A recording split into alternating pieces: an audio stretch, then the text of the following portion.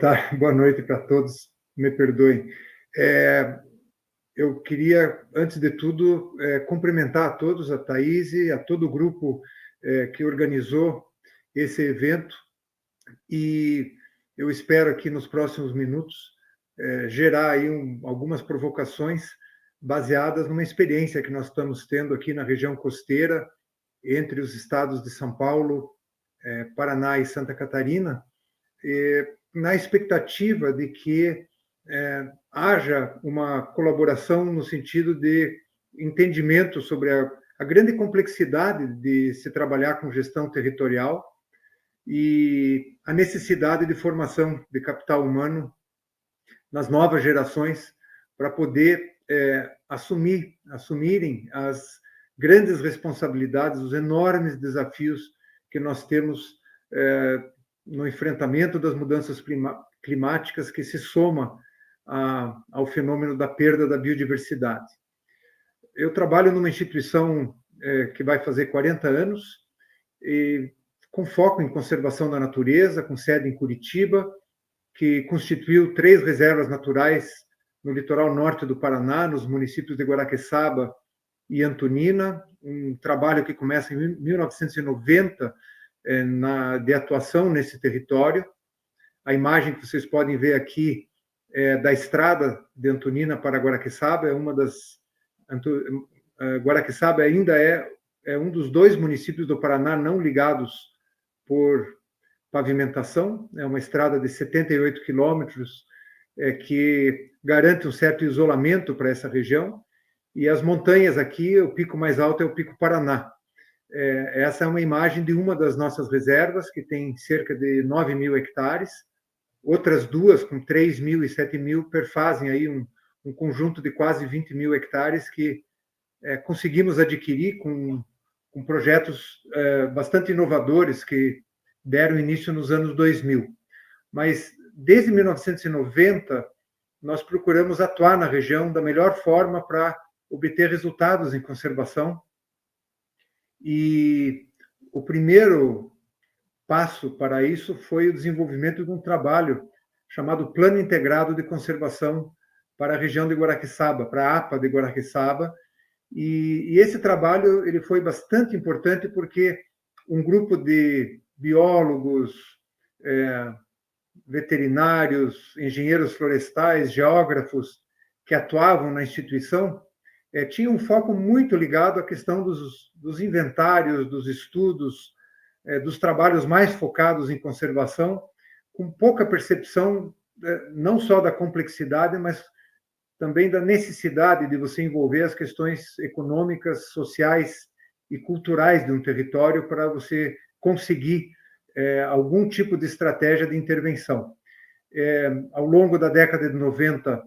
desenvolvemos vários projetos em parceria com os órgãos públicos gestores de unidades de conservação, ajudando a criação de conselhos, a colaboração na criação de novas unidades de conservação na região, em especial de parte do ICMBio. Essas reservas acabaram sendo constituídas no início dos anos 2000, e é uma longa história tentando uma intervenção positiva na região, sempre com muita dificuldade. O que eu vou apresentar hoje para vocês é uma iniciativa que já tem cerca de 6 anos e modificou bastante a nossa forma de intervenção, que eu vou procurar explicar e exemplificar de uma forma bem didática, inclusive com bastante imagens, para mostrar uma estratégia que se aplica em especial para grandes contínuos. Ela é direcionada a grandes áreas naturais ainda bem conservadas, e nessa apresentação eu vou ter a oportunidade de explicar o conceito de produção de natureza, que é um instrumento que a gente tem utilizado para amealhar parceiros com os quais a gente nunca teve grande oportunidade de interagir, justamente porque havia uma narrativa muito focada na questão da conservação da natureza, e o conceito de produção da natureza modifica um pouco essa narrativa, tirando a conservação como fim e colocando a conservação como meio. A conservação do patrimônio natural, a conservação do patrimônio cultural e a conservação do patrimônio histórico. esses três elementos em conjunto podem advir para uma determinada região que tenha esses predicados ainda, que tenha conservado esses predicados, um grande potencial de desenvolvimento com base justamente na boa conservação. Os desafios que nós enfrentamos hoje e que são globais, eles envolvem baixos índices de desenvolvimento em muitas regiões, uma perda de biodiversidade que é global e que nos ameaça de uma forma muito acelerada. As mudanças climáticas, que são um outro problema, elas aceleram a questão da perda da biodiversidade, e a perda da biodiversidade acelera a decorrência dos eventos extremos que nós temos sentido praticamente no dia a dia, também aqui no nosso país, não só no sul, mas em todas as partes do país. Existe uma falta de serviços básicos para a população, uma desvalorização do patrimônio público, e isso é uma característica muito notável aqui em nosso país, né? A desvalorização e o desrespeito em relação ao que significa patrimônio público, isso não é apenas o patrimônio natural, e um evento extraordinário que é a existência de uma população maior nos centros urbanos a partir de alguns anos passados do que em áreas rurais. Nós concentramos as populações cada vez mais em centros urbanos, diminuindo a qualidade de vida e, ao mesmo tempo, gerando uma expectativa de que esse contingente gigantesco de pessoas possa ter a oportunidade de compartilhar e desfrutar de áreas naturais bem conservadas, e isso tem um pouco a ver com a conversa que nós vamos ter hoje. O conceito de produção de natureza, e é bom a gente já dar início à conversa explorando isso, ele se baseia, então, na existência excepcional como um conjunto de áreas protegidas, uma grande área protegida numa determinada localidade, representativa a ponto de apresentar ecossistemas completos, com biodiversidade que mantenha a sua riqueza, espécies topo de cadeia, paisagens naturais exuberantes, e junto com o que eu acabei de mencionar, que é o patrimônio natural, histórico e cultural dessa região, seja onde for. Esse tipo de atividade, ela tem uma perspectiva, e esse é um dos elementos possíveis de serem aportados como um atrativo para que esse conceito seja levado em conta, que é o ecoturismo. Quanto melhor esses elementos forem apresentados numa determinada região, maior o potencial de você conseguir estabelecer, por exemplo, um destino de turismo internacional, em que a economia, a geração de empregos, a geração de renda, a melhoria de qualidade de vida seja obtida justamente a partir desse diferencial e não a partir de pressões para o desenvolvimento convencional que atinge a grande parte do território.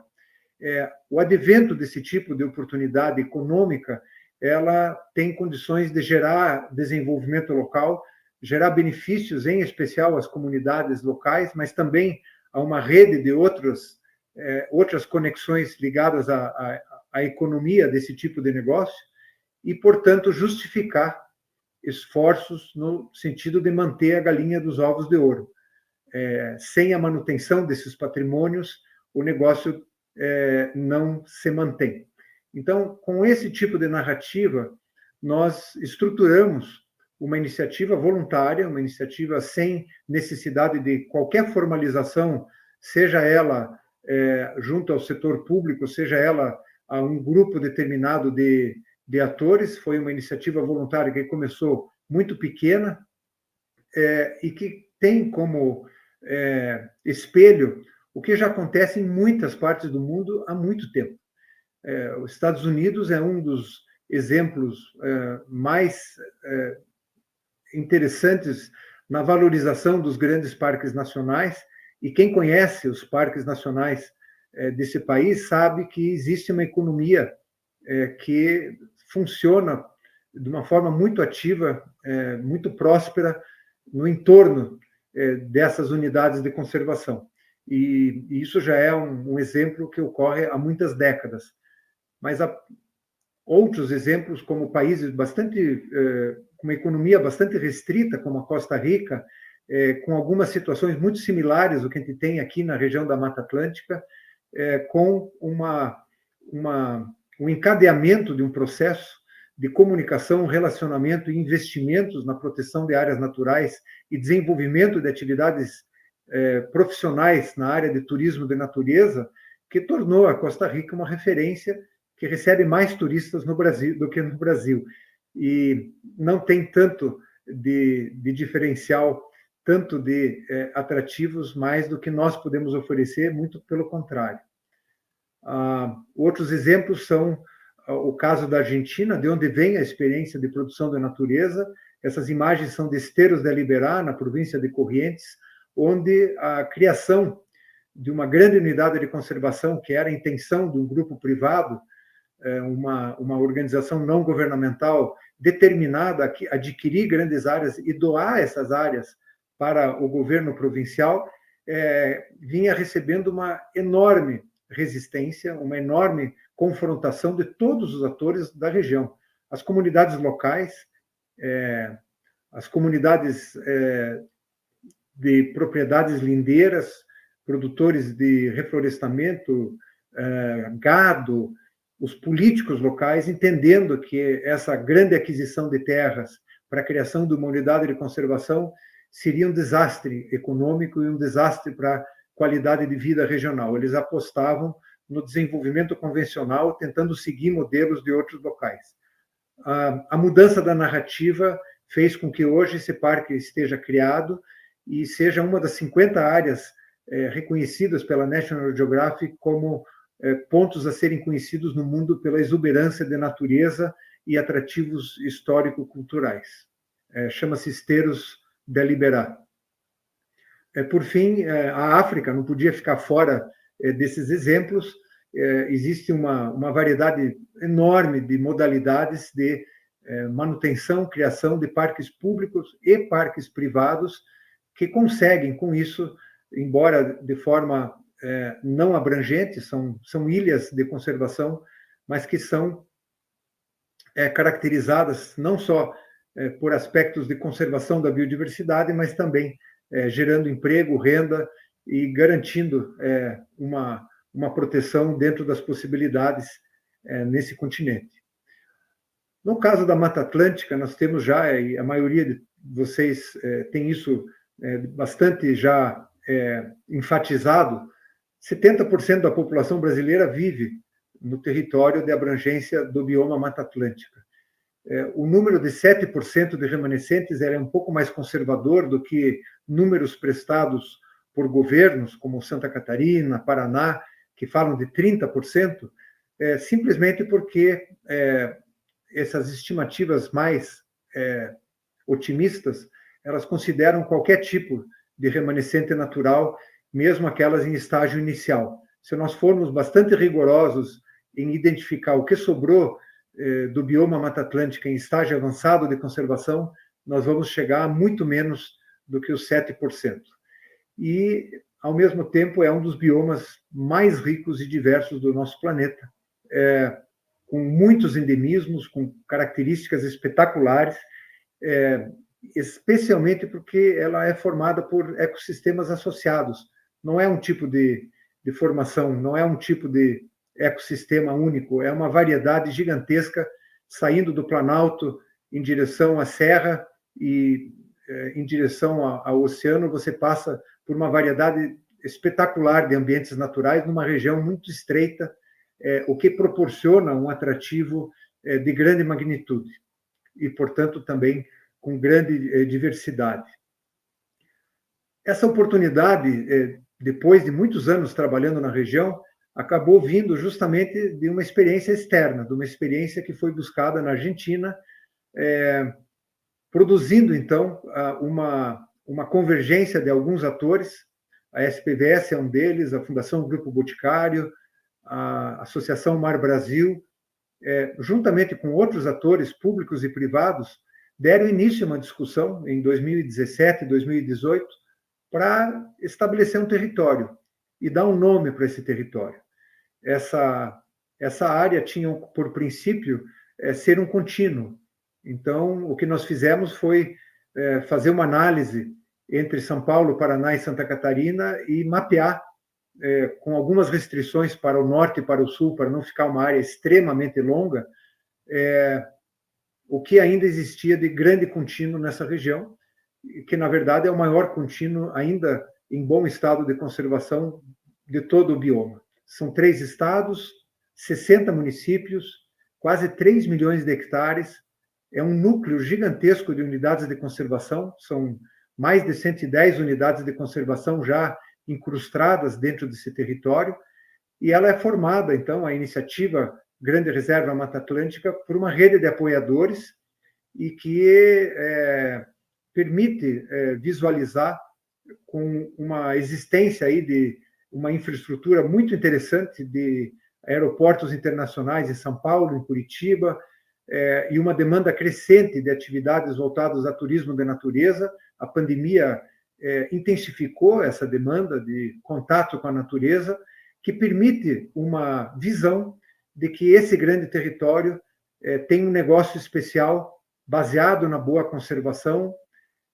ligado ao turismo, e com uma série de atividades econômicas compatíveis com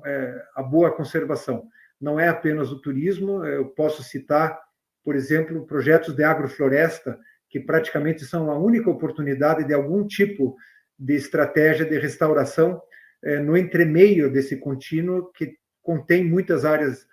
pequenas áreas degradadas, com baixíssimo valor agregado, baseado numa agricultura convencional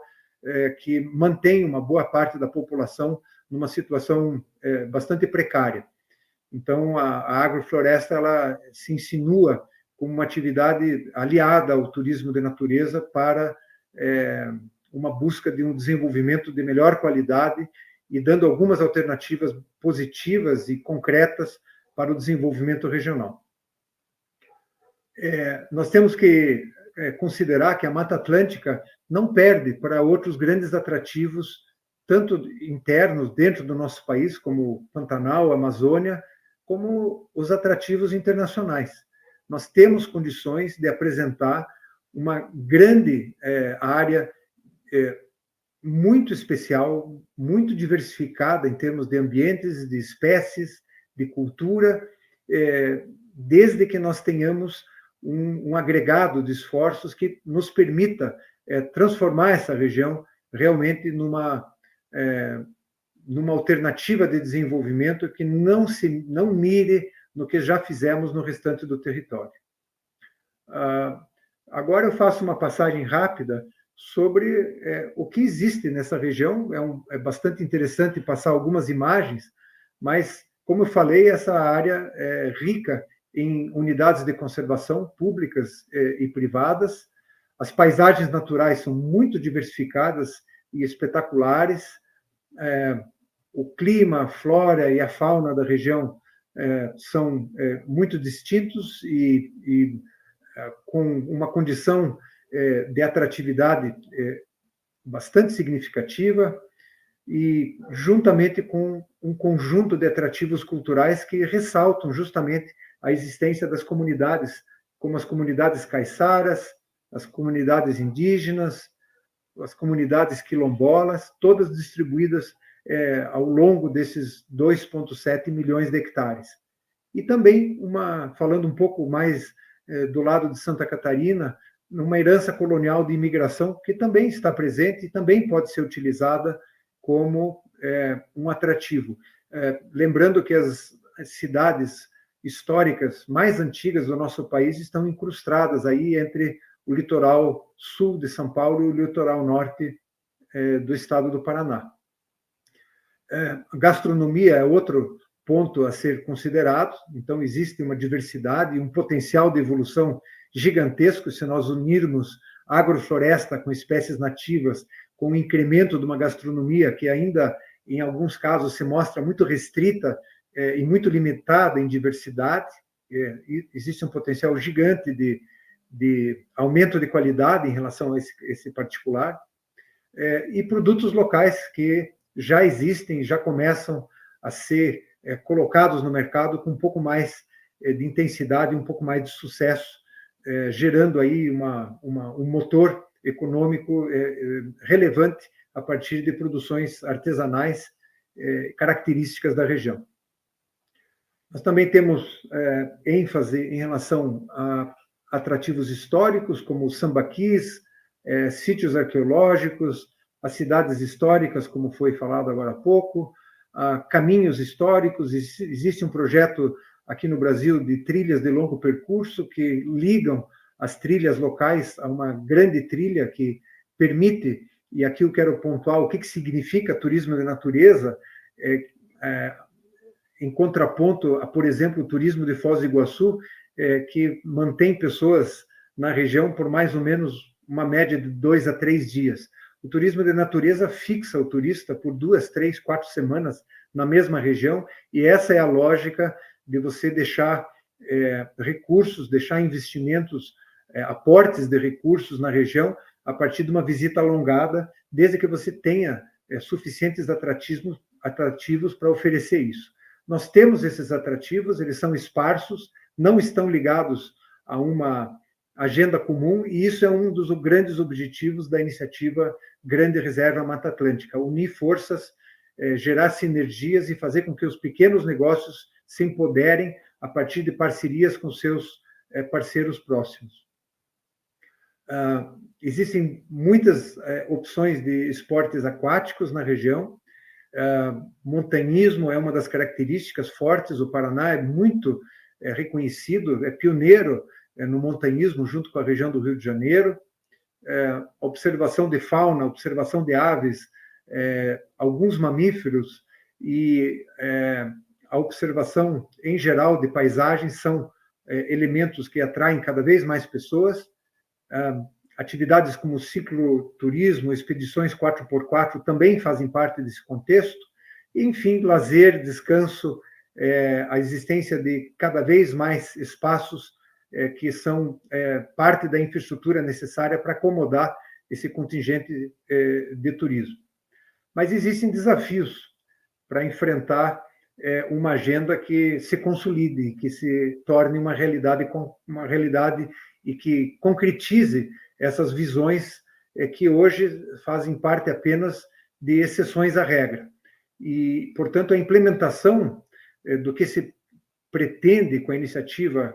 Grande Reserva Mata Atlântica, ela faz parte de um trabalho conjunto, basicamente atraindo voluntários, pessoas que voluntariamente se interessam pela iniciativa, assinam uma carta de princípios, que é a porta de entrada para a participação, e não precisa ser apenas de atores que estão dentro da região. Quem tiver interesse pode vir a participar,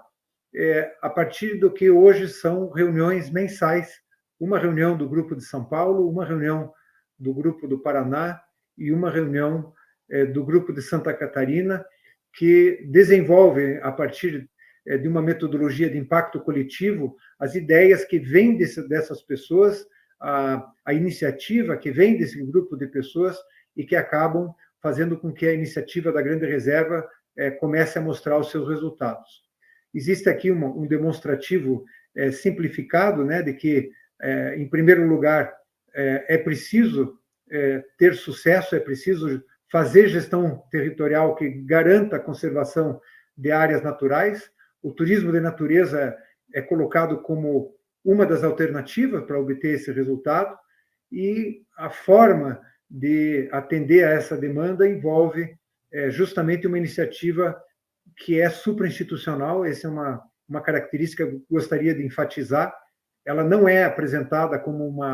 um projeto de alguma instituição, ela é uma iniciativa oferecida ao público interessado. Ela também tem um design, vocês vão reparar nos produtos que eu vou apresentar na sequência, ela tem um design bastante atrativo. Isso é muito importante, ela ser atrativa em todos os produtos que ela desenvolve, seguir uma linha básica de design para não fugir e oferecer um produto ordenado e de qualidade, ao mesmo tempo que ela se propõe a apresentar informações positivas. Ela não exerce um papel de ativismo, de combate a ilegalidades, a fazer frente aos grandes impactos que vêm sendo causados também nessa região, mas isso é deixado para as instituições que vêm atuando nessa área, inclusive a própria SPVS, mas a Grande Reserva ela se protege desse tipo de narrativa porque isso afugenta justamente esse público com o qual a gente vem conseguindo conversar, e hoje já são mais de 700 atores integrados na iniciativa. Então, para contextualizar um pouquinho, o trabalho é baseado na fundação de portais, são portais virtuais em cada região, onde um grupo específico se organiza, e é justamente quem participa que tem essa oportunidade de criar os portais e dizer como esses portais têm que ser desenvolvidos, qual é o nome dos portais, quais são as fotografias e o que pode ser informado nesse portal sobre as características básicas de cada micro-região dentro da Grande Reserva.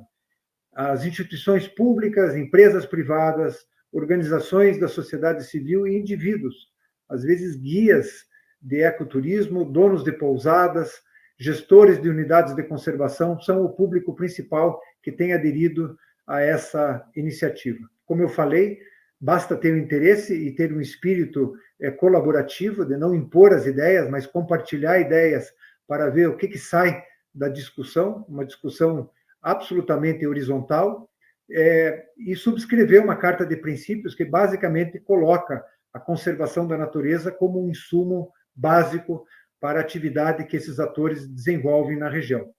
Importante mostrar alguns números. Eu já falei dos membros, que chegou já a mais de 700, mais de metade dos municípios também aderiram à iniciativa da Grande Reserva, ultrapassamos os 50% dos municípios envolvidos e pretendemos avançar em relação à consolidação da Grande Reserva com o envolvimento dos governos estaduais e do governo federal, e os diálogos com essas instâncias têm sido o melhor possível, inclusive, no caso do Ministério do Meio Ambiente, com interesse de entender melhor essa metodologia e como ela poderia se adaptar a outros territórios. Aqui vocês podem ter a lista dos municípios aderentes, e é bem interessante observar que São Paulo tem uma aderência maior, tanto de participantes como de municípios. E isso se dá porque lá existe a Fundação Florestal, que há muitas décadas conseguiu estabelecer um padrão de gestão territorial e de criação e gestão mais qualificada de unidades de conservação do que nós temos no resto do território da Grande Reserva. Paraná e Santa Catarina têm ainda deficiências muito grandes em relação à estruturação e funcionamento em geral de suas unidades de conservação. O Paraná é muito mais rico de áreas. O Paraná tem vários parques nacionais, são 4 parques nacionais dentro da Grande Reserva, unidades de conservação privadas, as RPPNs, e um conjunto de unidades de conservação estaduais igualmente relevantes. Santa Catarina não tem tantas unidades de conservação nesse trecho do litoral norte, onde se limita a Grande Reserva Mata Atlântica, mas a aderência para turismo é muito grande, talvez certamente melhor do que no Paraná, e muito aderente à iniciativa da Grande Reserva, com estímulo, inclusive, com pedidos de anexação de áreas que já foi feita, para contemplar alguns outros municípios que viram nessa iniciativa uma possibilidade de agregar valor. Em relação aos resultados, aqui vocês estão vendo um conjunto de folders que descrevem. O folder da onça pintada é a apresentação da Grande Reserva, isso está em papel, mas isso está nas mídias, todos vocês podem acessar isso de forma eletrônica. Então, o primeiro folder é o folder explicando o que é a Grande Reserva. O segundo, que tem o mico-leão de cara preta, é uma região, né, a região central do setor Lagamar, Serra do Mar, no Paraná, e os outros são portais já constituídos que mostram no seu interior quais são os atrativos já recomendados, justamente com a participação desses atores que já assinaram a Carta de Princípios e participaram da criação desses portais. Aqui um último que mostra um guia sobre a observação de aves, a pedido justamente desses atores de uma região específica da região. Aqui vocês podem ter uma visão desses folders interna, os mapas, então, mostrando. À direita, vocês vão ver uma intensidade maior de oferta de serviços, e isso se dá justamente no estado de São Paulo pela evolução, pelo adiantado de São Paulo em relação a Paraná e Santa Catarina. Muito mais oferta, porque justamente os parques estão abertos, os parques têm estrutura e são geridos de uma forma bastante razoável, não vamos dizer que é perfeita, não, nem ideal, mas é muito razoável, em especial se comparado com os parques fechados ainda que nós temos no Paraná. Esse é um dos instrumentos importantes, a pressão da comunidade local na busca de fazer com que os gestores busquem recursos e façam investimentos no sentido de estruturar as unidades de conservação que não apresentam nem boas condições de conservação, nem boas condições de uso público. Aqui mais um pouco dos atrativos, um pouco de números em relação a produtos, como 30 episódios, são vídeos sobre histórias virtuosas da Grande Reserva Mata Atlântica, numa visão bastante genérica, bastante ampla, de casos específicos, de exemplos que a Grande Reserva mostra, e visualizações de Facebook e YouTube que são bastante expressivas. Nós temos, então, uma série de elementos que são apresentados para colaborar, um site bastante bem estruturado e que já vende esses produtos no mercado. Então, já existem parceiros, empresas que efetuam esse trabalho de demonstração das ofertas, seja de acomodação, seja de passeios, seja de guias, para dentro da Grande Reserva Mata Atlântica. Finalizando, nós temos ainda um desafio gigantesco. Nós temos aqui um trabalho que está evoluindo de uma forma muito positiva, mas existem muitos desafios para essa ideia evoluir como nós pretendemos. O primeiro aspecto é realmente conseguir posicionar, firmar uma posição dessa região como destino de natureza. E o território delimitado faz com que se potencialize o trabalho em rede. O dono de uma pousada dentro da moldura da Grande Reserva Mata Atlântica cria uma narrativa especial. Ele pode dizer que ele está dentro do maior contínuo de Mata Atlântica do mundo, ele pode dizer que nesse contínuo ainda existem espécies topo de cadeia, como a onça pintada, e que ele tem um atrativo que divide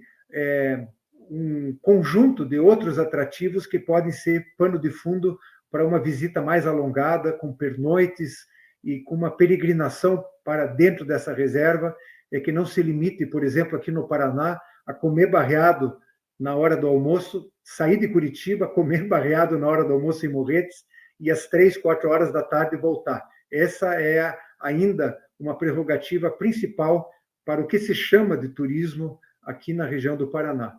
É muito importante, então, estabelecer uma sinergia entre os 3 estados que falem a mesma língua e que usem. Há uma expectativa que a iniciativa da Grande Reserva, em algum momento, seja absorvida pela gestão pública, que consolide isso e faça com que isso perdure de uma forma definitiva.